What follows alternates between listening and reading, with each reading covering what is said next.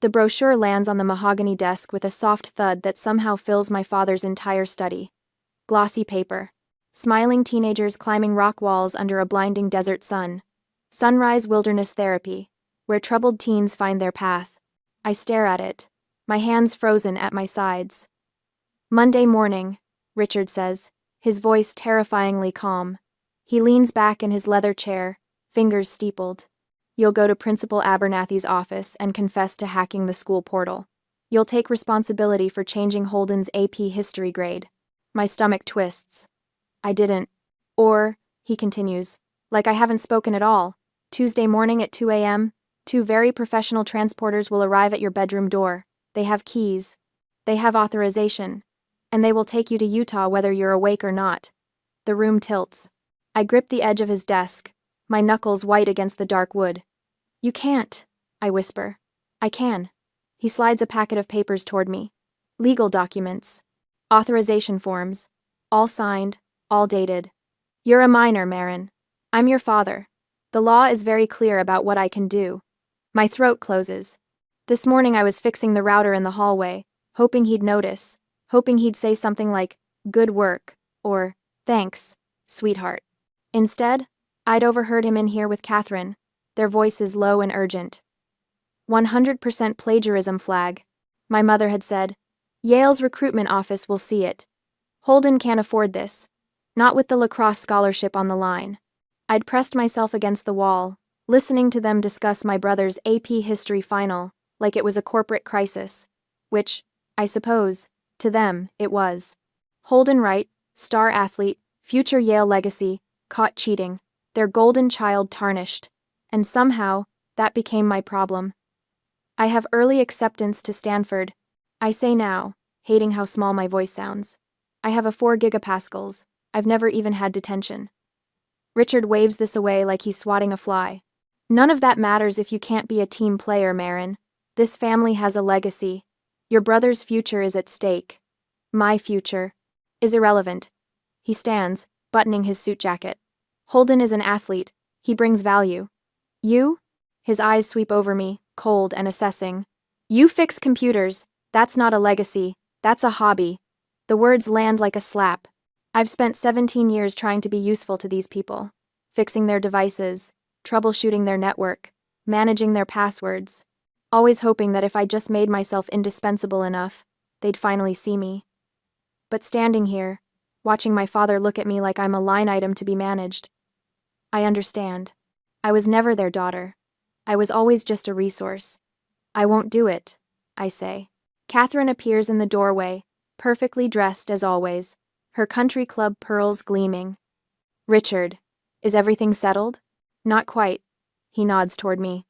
Our daughter is being difficult. She sighs, the same exasperated sound she makes when the caterers arrive late. Marin, honey, just do what your father says. It's one little confession. You'll be fine. I'll have a criminal record. Oh, don't be dramatic. She examines her manicured nails. It's a school matter. It'll go away. But Holden's plagiarism won't. That's the point. I take the fall. He stays clean. Yale never knows. The Wright family machine keeps running smoothly. Monday morning, Richard repeats. Principal Abernathy is expecting you at 8 a.m. He's already arranged it. Of course he has. This was never a discussion. This was a notification. And if I refuse? He picks up his phone, shows me the screen. A contact labeled, Sunrise Transport Services. His thumb hovers over the call button. I have their 24-hour line, he says quietly. They can be here in 6 hours if needed. But I'd rather you chose the sensible option. My legs feel weak. The study seems to shrink around me. All dark wood and expensive leather and the faint smell of his cologne. A prison dressed up as success. I need to think. I manage. You have until Monday. He sets the phone down. I suggest you think quickly. I turn toward the door, but his voice stops me. Oh, and Marin? I'll be keeping your laptop and phone until this is resolved, just to ensure you don't do anything foolish. He holds out his hand. Waiting. I pull my phone from my pocket with shaking fingers. Hand it over. He plucks my laptop bag from where I'd set it by the door. Go to your room, Catherine says, not unkindly.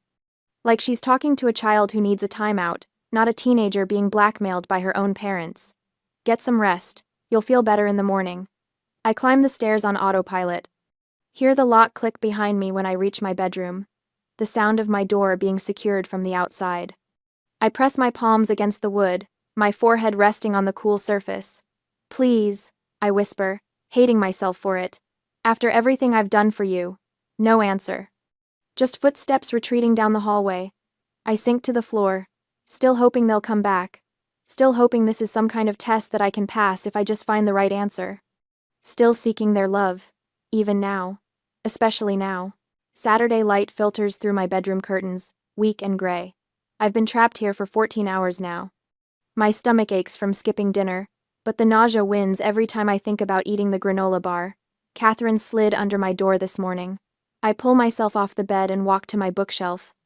Third shelf from the top, wedged between my AP chemistry textbook and last year's yearbook. My fingers find the hollow space I carved out months ago. The burner phone is exactly where I left it. Emergency device. That's what I told myself when I bought it with cash from my bug bounties, just in case. I never imagined the emergency would be my own parents. The screen glows to life. One contact saved. Mrs. Vance. I type fast, thumbs shaking. Need help. Locked in. Can you access school server? Check Holden's AP history final. The response comes in 40 seconds. On it. Stay calm. I pace the room while I wait. 6 steps to the window. 6 steps back. My mind runs calculations, probabilities, escape routes. But every scenario dead ends at the same problem. I'm 17. Legally, they own me. 10 minutes pass. Then, oh my God, Marin. My heart stutters. What did you find? Plagiarism confirmed. Essay purchased from Academic Mill. But there's more. Checking the document header now. I sit on the edge of my bed, phone gripped so tight my fingers ache. The house is quiet except for the occasional creak of floorboards below. Richard and Catherine moving through their Saturday routines like nothing is wrong. Like they didn't just threaten to have me kidnapped. The phone buzzes. I found the forwarding chain in the file metadata. The receipt was emailed to r.wright@wrightassociates.com. I read it 3 times. Not just academic dishonesty. Corporate fraud. Richard used his work email to facilitate the transaction. He likely expensed it. My father didn't just fail Holden. He committed embezzlement to cover it up. The room seems to tilt. I press my palm against the wall, steadying myself. This is bigger than a plagiarism scandal. This is criminal. Federal charges. Prison time. Another buzz. Are you safe? Should I call someone? I want to say yes. Want to tell her to call the police. Call anyone. But I know how this plays out. Richard has lawyers. He has money. He has a network of people at the country club who owe him favors. And I have nothing except this phone and a teacher who cares. Not yet, I type. Need more time. Downstairs, I hear Richard's voice. Muffled through the floor, but I catch fragments. Tuesday morning. Confirmed. 2 a.m. Pickup. He's talking to them, the transporters, making it real. Something shifts inside my chest. Not fear anymore. Something colder, sharper. I stop crying. Just stop. The tears dry up like someone turned off a faucet. Because I finally understand. There is no earning my way out of this. No amount of usefulness will make them love me. I could fix every computer, solve every problem, sacrifice everything, and it would never be enough. They don't see a daughter. They see a tool. And when a tool stops being useful, you discard it. I stand and walk to the heating vent in the corner of my room. The screws come out easily. I've practiced this. Behind the metal grate, tucked into the ductwork, is a small USB drive. Cold wallet. $5,000 in cryptocurrency from 3 years of bug bounties. My escape fund. I power up my old tablet, the one Richard doesn't know about, hidden in my closet behind winter coats. Connect the USB. My hands are steady now. Clinical. The cryptocurrency exchanges to a prepaid Visa in 17 minutes. I watch the progress bar fill, thinking about all those nights I spent hunting vulnerabilities in corporate systems. All those reward payments I saved instead of spent. I was preparing for this without knowing it. Can you set up a trap? I text Mrs. Vance. On the school server? What kind of trap? The kind that deploys evidence when triggered. The email logs. The fraud. Can you do it? 3 dots appear. Disappear. Appear again. Yes. But Marin, this will destroy him. My finger hovers over the keyboard. I think about my father's face when he handed me that brochure. The cold certainty in his voice. The way he looked at me like I was already gone. Good. I type back. Catherine's footsteps on the stairs. I shove the phone under my pillow, hide the tablet under my mattress. She unlocks my door, edges it open. Carries a tray with a sandwich and apple slices. You should eat something, she says, not meeting my eyes. She sets the tray on my desk and turns to leave. Mom. She pauses, hand on the doorframe. Why are you doing this? She looks at me then. Really looks. And for half a second I see something flicker across her face. Guilt, maybe. Or shame. But then it's gone. Your brother needs this, she says quietly. The family needs this. And what do I need? She doesn't answer. Just closes the door, locks it. I listen to her footsteps fade. Retrieve the phone from under my pillow. Trap armed. Mrs. Vance texts. Payload ready to deploy on command. Are you sure about this? I look around my room. At the trophies from academic competitions Richard never attended. The certificates from coding camps Catherine never asked about. The Stanford acceptance letter pinned to my bulletin board that they dismissed as irrelevant. This was never my home. These were never my parents. They're captors, and I'm done being their prisoner. I'm sure, I type. Let's end this. On Sunday night, the country club's crystal chandeliers throw fractured light across white tablecloths, making everything look sharp and expensive. I smooth my navy dress, Catherine's choice, not mine, and force my face into something neutral. Blank. The expression I've practiced in the mirror for the last hour. Richard has his hand on my elbow, guiding me. To anyone watching, it probably looks protective, fatherly. But his fingers dig into the soft spot just above my bone. A private reminder that I'm here because he allows it. Smile. Marin, he murmurs as we approach the Haversham table. You look like someone died. Not yet, I think, but give it until Monday. The Havershams rise to greet us. Mrs. Haversham in pearls, Mr. Haversham in his Yale reunion tie. Their daughter is at Princeton, I remember. Catherine made sure I knew that. As if I needed another reminder of what legacy looks like when parents actually invest in it. Richard. Catherine. Miss Hughes. Haversham air kisses my mother. And Marin, dear. You look so grown up. I smile. Say thank you. Let them talk around me while I catalog exits. The main doors behind us. The terrace to my right. The service hallway near the kitchen. Old habits. Always know where the doors are. And where's that handsome brother of yours? Mrs. Haversham asks. Holden's finishing up lacrosse practice, Richard says, his voice warm with pride. The same voice that, 2 days ago, threatened me with kidnappers in the middle of the night. Yale's been very interested in his performance this season. Oh, how wonderful. You must be so proud. Catherine beams. We certainly are. He's worked so hard. I press my lips together. Holden's hard work consists of hiring someone to write his essays and charming teachers into extending deadlines. But sure, let's celebrate that. Richard's hand tightens on my elbow. Warning. I keep smiling. Well, we should find our table, Catherine says. Lovely to see you both. We move through the dining room like we're on parade. Richard stops every few feet to shake hands, clap shoulders, laugh at jokes I can't hear over the blood rushing in my ears. Catherine floats beside him, perfect in her silk blouse and country club politics. I am wallpaper. Furniture. The daughter who exists to make them look complete. Our table is near the windows.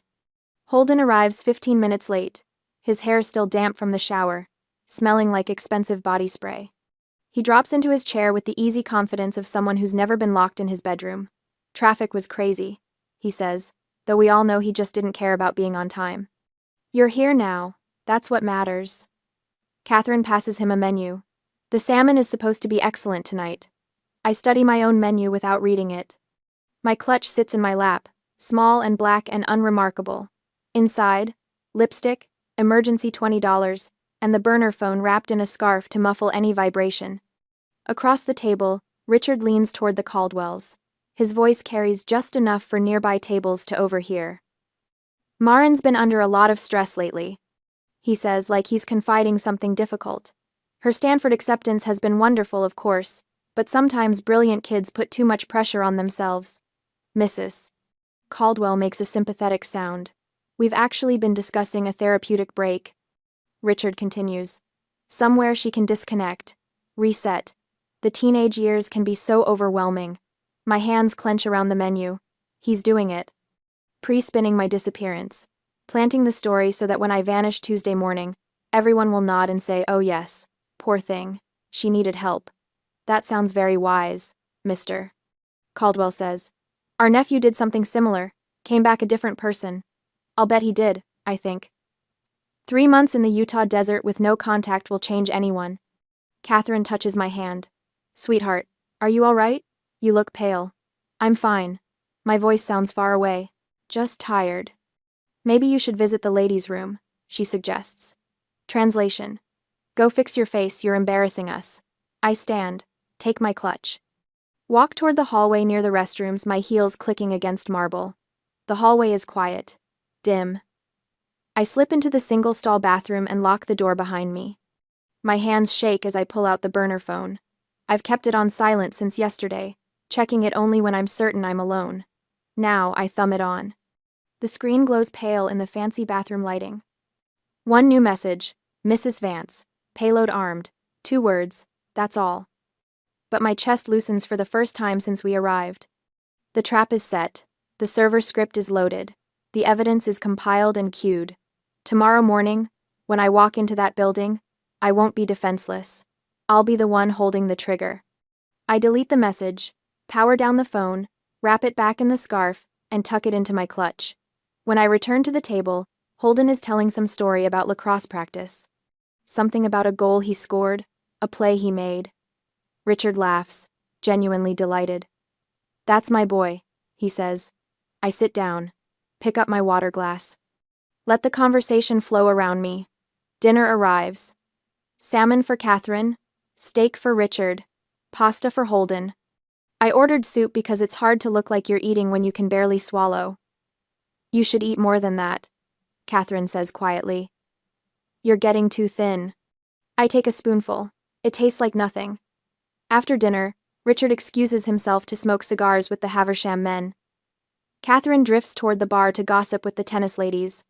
Holden heads for the lobby, probably to flirt with the hostess.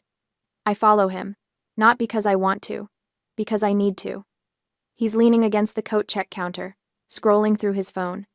Smirking at something. Holden. He looks up, the smirk widens. Hey, sis. You surviving? Barely. Yeah, well. He pockets his phone. Maybe next time don't make things so complicated. Just take the hit for the team, you know? Something in my chest goes very cold. I look at him. Really look at him. This person who shares my DNA, my last name, my home. This stranger who thinks my future is a reasonable sacrifice for his convenience. And I feel nothing. Not anger. Not hurt. Just a distant clinical observation. He is not my brother. He's a symptom of the disease that is this family. You're right, I say quietly. I should have made things simpler. He blinks, surprised. Oh, well, good. See you at home. I walk back toward the dining room, but I don't feel afraid anymore. I feel clear, focused. They're at the table when I return, Richard and Catherine discussing golf schedules. They look up when I approach. Feeling better? Catherine asks. Much better. I meet Richard's eyes. Let him see the daughter who's learned her place. The one who understands the family comes first. Don't worry, Dad. I'll handle everything tomorrow. Something in his face relaxes. Victory. He thinks I'm giving in, accepting my role. Good girl, he says. I knew you'd see reason. I smile. It feels cold on my face. Precise. I always do. Later, in the car ride home, I watch the streetlights blur past my window. Catherine hums along to classical radio. Richard drives with one hand, relaxed and confident. They think they've won. They have no idea what Monday morning will bring. No idea that while they were parading Holden around, I was confirming the weapon that will dismantle everything they've built. Tomorrow will determine everything. The trap is set. All I have to do is spring it. Monday morning, I dress in my Sterling Hall uniform with hands that barely shake, button the blazer, straighten the tie, check my reflection in the mirror, and practice the expression I need. Broken. Defeated. A girl who knows she's lost. It's not hard. I've worn this face before. The real trick is remembering it's a costume now. Downstairs, the kitchen smells like Catherine's French press coffee, and the expensive bread she orders from that bakery in Greenwich. Normal morning sounds. Richard reading something on his tablet. Holden crunching cereal like he doesn't have a care in the world. Because he doesn't. Not anymore. I'm taking care of everything. I clutch my school bag against my chest as I enter, letting my shoulders curl inward, make myself small. The broken burner phone sits right on top, waiting to be found. The perfect decoy. Catherine glances up from her coffee, and I catch the flash of relief in her eyes. She thinks I've accepted my fate. Good. Morning, I mumble, heading for the door. Wait. Richard's voice stops me cold. He sets down his tablet, his eyes sharp. Suspicious. What's in the bag? My pulse spikes, but I've planned for this. I pull the bag tighter, take a half step back. Just school stuff. Show me. Dad, I need to. Now, Marin? I let my eyes fill with tears. Real ones. Because some part of me is still terrified. Still that girl banging on her bedroom door. Please. It's nothing. I just want to go. He stands, crosses the kitchen in 3 strides. Holden stops chewing to watch. Catherine sets down her coffee cup. Give it here, Richard says, hand extended. I clutch it harder. And that's the key. The resistance. If I'd handed it over easily, he might have suspected. But this desperate, futile defiance? This is what he expects from me. No, I whisper. Please, just let me have this one thing. He rips the bag from my hands. I stumble backward, bumping into the counter. Watch him unzip it roughly, dump the contents onto the kitchen island. Textbooks, folders, a calculator. And there, sliding across the granite, my burner phone. Richard picks it up slowly. Turns it over in his hands. Well, he says softly. What do we have here? It's nothing, I say, voice breaking. I just needed a way to... To what? Coordinate your little schemes? He holds it up to the light like it's evidence in a trial. Which I suppose it is. Were you planning to call someone? Your teacher friend, maybe? Get her to help you run away? No, I wasn't going to ton. Enough. He drops the phone on the tile floor, raises his foot. Dad, wait. The screen shatters under his heel. He grinds it down, plastic cracking, glass splintering across the kitchen. When he lifts his shoe, the phone is in pieces, completely destroyed. Catherine exhales, actually sighs with relief. Thank God, Richard. I was so worried she'd try something foolish. Holden laughs, mouth full of cereal. Guess you're really alone now, huh? No phone, no friends, no way out. I stare at the broken pieces. Let my breathing hitch. Once, twice. Let my hands shake. Then they all look away. Turn back to their coffee, their cereal, their tablets. And in that moment, when their attention shifts, I let my breathing steady, just for 3 seconds, just long enough to remember, this was the plan. I needed them to find the phone. Disgay. Needed them to destroy it. Needed them so drunk on their own victory that they'd never suspect the real trap. The one already armed in the cloud. The one that doesn't need my device. Any terminal connected to the school network will do. I just need 10 seconds at a keyboard. Get your things, Richard says, checking his watch. We're leaving in 5 minutes. I gather my books with trembling fingers, shoving them back into my bag. The burner phone stays where it is, a sacrifice on the altar of their arrogance. Worth it. Every piece. The drive to Sterling Hall Academy feels longer than usual. Richard drives, Catherine in the passenger seat. Both of them relaxed now, celebrating. This is for the best, sweetheart, Catherine says, twisting to look at me in the back seat. You'll see. Once this is all settled, everything will go back to normal. Normal. Like there was ever anything normal about this family. Principal Abernathy has the confession letter ready, Richard adds. His eyes meet mine in the rearview mirror. You sign it, we submit it to the school board, and this whole mess goes away. Holden keeps his scholarship. The family reputation stays intact. And me? I ask quietly. You'll learn an important lesson about loyalty. The Sterling Hall campus appears through the morning fog, all brick buildings and manicured lawns. Students walking to class with their coffee cups and backpacks, completely unaware that in about 15 minutes, everything is going to change. Richard parks in the visitor lot, closer to the administrative building, more convenient for their purposes. We walk across campus like I'm being escorted to my execution. Richard on one side, Catherine on the other. A prisoner between her guards. Students stare. Some whisper. They all know who the Wrights are. Holden's family. The ones with the money and the connections and the country club memberships. No one asks if I'm okay. The administrative building smells like floor polish and old paper. Principal Abernathy's office is at the end of the hall, door already open, waiting for us. He stands when we enter, extending his hand to Richard. Mr. Wright. Mrs. Wright. Then, barely glancing at me, Maren. Gerald?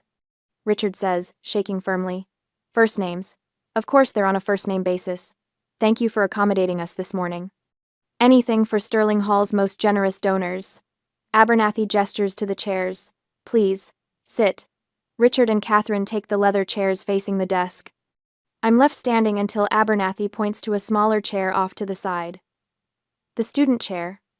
The one positioned lower than everyone else's. I sit. Now then. Abernathy pulls out a folder, opens it to reveal a typed document. This is the confession we discussed. It outlines how you, Maren, accessed the school portal, using your computer science knowledge to alter your brother's grade. Very straightforward. You sign here, we file it with the disciplinary committee, and the matter is resolved. He slides the paper toward me. A pen rests on top. 3 predators surrounding me. Richard to my left, leaning forward slightly. Catherine to my right, hands folded in her lap. Abernathy behind his desk, already reaching for his official stamp. No phone, no visible help. No way out that they can see. But I don't need any of those things.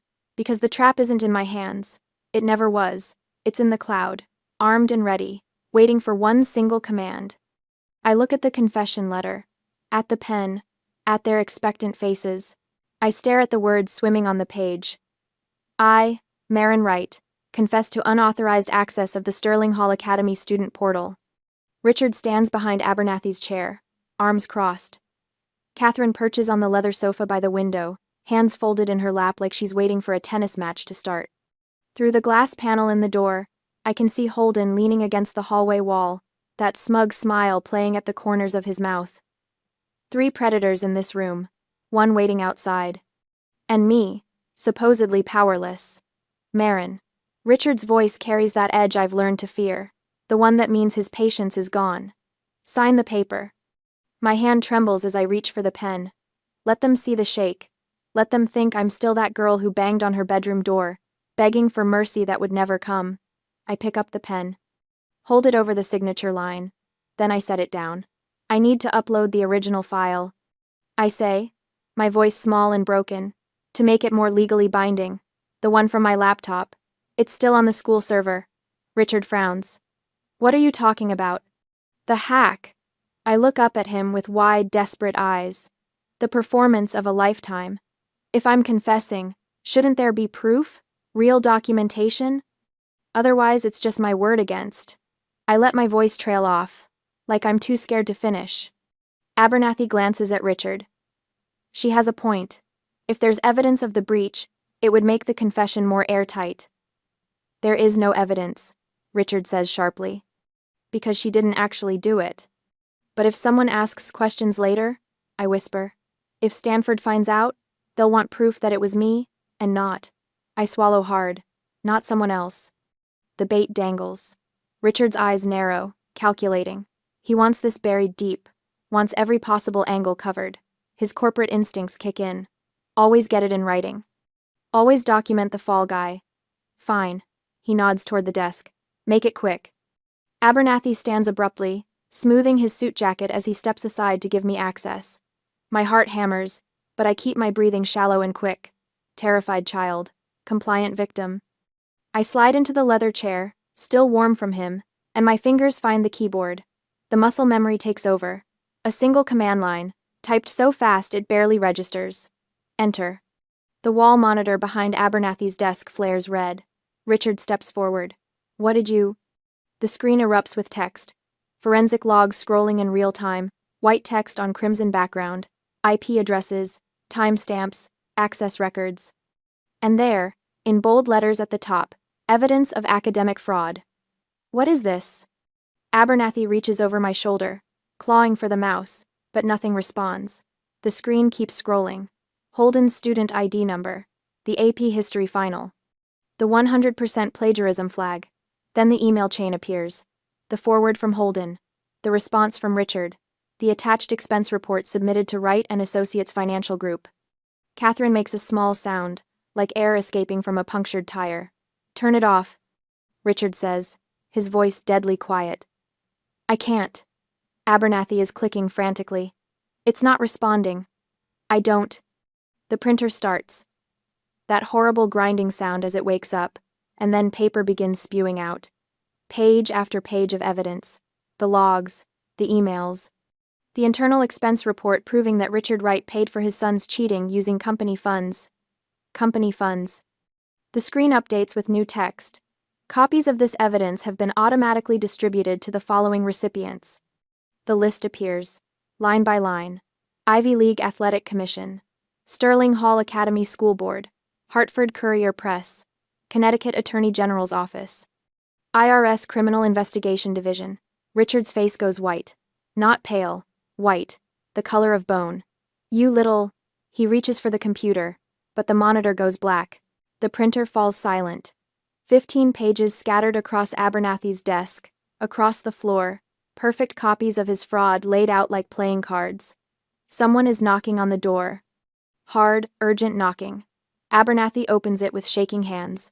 A security officer stands there, and behind him, a man in an expensive suit I recognize from Wright family dinners. School Board Chairman Wallace. Richard. Wallace's voice is ice. I just received a very interesting email. This is a misunderstanding. Richard starts, but Wallace holds up his phone. Embezzlement of corporate funds for personal use, fraud, bribery of a school official.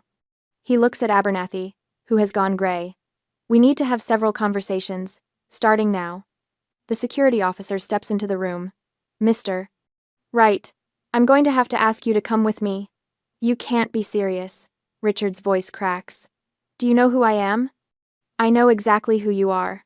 Wallace's expression is granite. That's why this is going to be handled by the book. Officer, please escort Mr. Wright to the security office. Someone from the school board's legal team is already on their way. Richard turns to me, finally sees me, really sees me. I stand up from Abernathy's chair, and I don't look away. Don't blink, don't apologize. His reputation is burning in real time. Every email recipient reading the evidence, the IRS flagging his account. Yale's recruitment office adding Holden to their permanent blacklist. The country club members Catherine cares so much about forwarding the Hartford Courier article to each other over morning coffee. Everything he built, everything he valued, every reason he thought he could threaten me. Ash. Marin. Catherine finds her voice, thin and desperate. Tell them this is a mistake. Tell them.